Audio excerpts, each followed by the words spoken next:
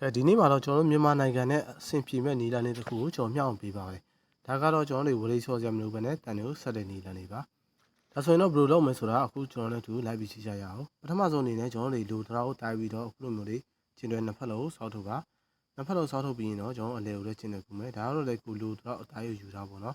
ဒါတော့မရှိလို့လည်းသိမှာပါယူပြီးရင်ဒီမှာကကျွန်တော်တို့ဒါကအဆင်ပြေတော့ပါပဲကိုလူကျင်တော့ယူထားတာပါတယ်ဒီအပေါ်နဲ့အောက်ပေါ့နော်အရစ်တွေကဒါပေမဲ့အပေါ်နဲ့အောက်ကတော့အသားရတော့တူဝင်ပို့ပြီးကောင်းပါတယ်အခုလိုမျိုးအောက်ပေါက်တော့အလဲခွဲပြီးတော့ဒီအပေါ်ကတော့အလဲမခွဲပါဘူးဒီတိုင်းပဲထားပါဒါပြီးရင်ကျွန်တော်တို့ဒါကိုဖြတ်ထုတ်မယ်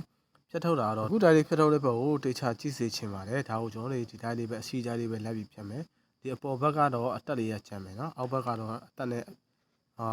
အစီနေရမဆိုင်ပါဘူးဒါဆိုရင်ဒီအောက်တက်လေးကိုကျွန်တော်အခုလိုလေးဖြတ်မယ်အလဲတစ်ချက်နဲ့အောက်ဘက်ကပေါ့နော်ဘေးနှစ်ဖက်ကိုလန်ထုတ်ဖို့တာအခုဒါဆိုရင်ကျွန်တော်ခောက်ကြည့်လိုက်ပါခောက်ပြီးရင်ဒါဆိုရင်ရပါပြီဒါနဲ့ဆိုရင်ကျွန်တော်လေးစကူပဲဆွဆွဲဒါမှမဟုတ်လည်းပဲပိတ်ရိုက်တဲ့အဆင်ပြေပါတယ်ဒါမျိုးလို့မဆိုရင်မင်းစီတို့တွေပတိကြောက်ဆက်နဲ့ပတိကန်းလေးလိုအပ်ပါတယ်เนาะဒါလေးစီရင်အဆင်ပြေပါပြီ